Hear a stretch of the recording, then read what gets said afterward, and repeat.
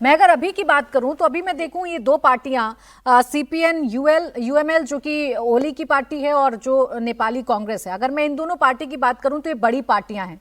ये अगर नहीं है सरकार में तो बहुमत विपक्ष के पास है नहीं। एक चेहरा है जिसकी चर्चा बहुत हो रही है नलिनी जी, वो है बालेन शाह का। अभी अभी पोस्ट भी उन्होंने किया सोशल मीडिया पर और वो आह्वान किया युवाओं से कि आर्मी चीफ आपको बुला सकते हैं, ये हमारी बड़ी जीत है। तो क्या बालेन शाह के हाथ में कमान जाती हुई नजर आ रही है आपको या कुछ और उपाय होगा? प्राची, अगर देखिए, एक तो ये है कि आज भी नेपाल में जब हम कह रहे हैं कि ये बिल्कुल बेपेंदी का लोटा जैसा नज़र आ रहा है, क्योंकि प्रेसिडेंट ने भी तथाकथित रूप से रामचंद्र पौडेल जी ने भी तथाकथित रूप से रिज़ाइन कर दिया है। प्राइम मिनिस्टर तो खैर रिज़ाइन कर ही चुके हैं, इस्तीफा हो ही चुका है, और सारे मंत्री रिज़ाइन कर चुके हैं। तो ऐसा लगता है कि वहाँ कोई भी नहीं है, ऐसा नहीं है। वहाँ पर सेना है, वहाँ पर जो उनका जो प्रशासन है, उनके कैबिनेट सेक्रेटरी, चीफ सेक्रेटरी वगैरह वो हैं। तो कमान अभी इस वक्त संभालने के लिए उनके हाथ में। बालेन शाह की जो आपने बात की, बहुत ही इंटरेस्टिंग बात, आपको याद होगा या आपको ज़रूर जानकारी होगी। बालेन शाह का नाम ले रहे हैं सड़क में सभी लोग काठमांडू में। हाँ। अब ये समझिए, बालेन शाह मधेसी हैं। ये मधेसी मूल के नेपाली नागरिक हैं। और आप जानते हैं कि कोई ये छुपा नहीं हुआ है कि पहाड़ी और मधेसी के बीच में हमेशा ही एक संघर्ष रहा है।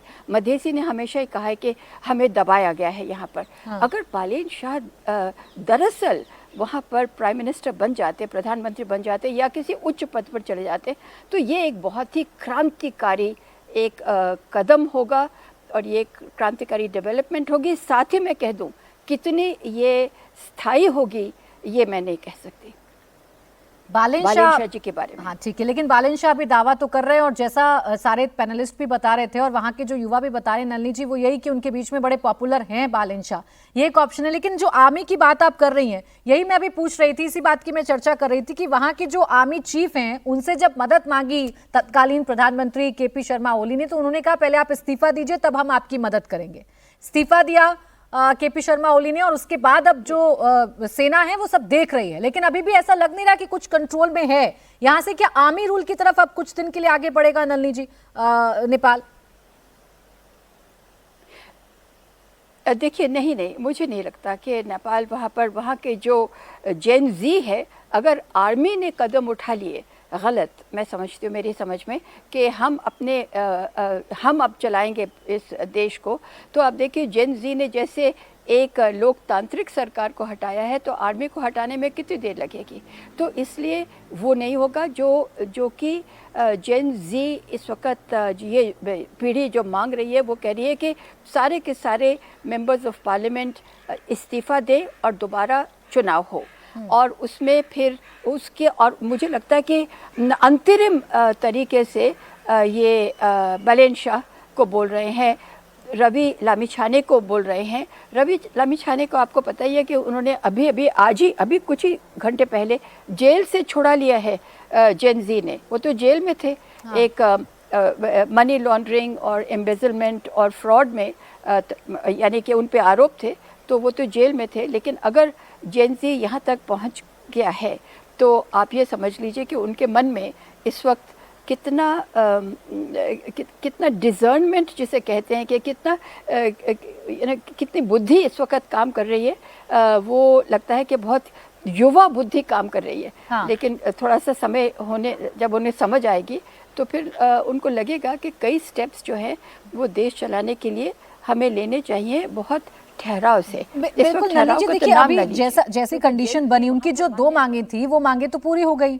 उनको ओली को प्रधानमंत्री नहीं बनने देना था, केपी शर्मा ओली को, तो वो अपने पद से रिजाइन दे चुके हैं। जो सोशल मीडिया पर बैन लगा था वो भी रिवोक कर लिया गया है, वो भी हटा लिया गया है। सरकार अब पलट चुकी है, तख्ता पलट हो चुका है। उसके बावजूद ये जेन जी सड़कों पर हैं, सरकारी इमारतों में। जिस तरीके से हम देख रहे हैं तस्वीरें, वो कह रहे हैं हमें पूरे सिस्टम को बदलना है, हमें सब कुछ खत्म कर देना है, सब कुछ बदलना है, ये हमारी आज़ादी की लड़ाई है। और अब बालेन शाह कह रहे हैं कि अब अपने अपने घर वापस लौट जाओ। तो क्या ये लौटेंगे अब वापस? रवि लामिछाने ने भी शायद यही ट्वीट किया है जेल से निकलकर। प्राची, मैं आपको एक बात कहना चाह रही हूँ, बड़ी गंभीरता से ये बात कह रही हूँ। देखिए, जिस जोश से और जिस आवेश में ला करके सोशल मीडिया ने ये सो तथाकथित रूप से जेन जी यानी कि 18 साल से लेकर 28 साल के जो वहाँ पे युवक हैं उनको ला खड़ा किया है। इस वक्त इनकी डोर, बुरा न माने, ये Facebook, WhatsApp, Twitter, Instagram, messenger इनके हाथ में है।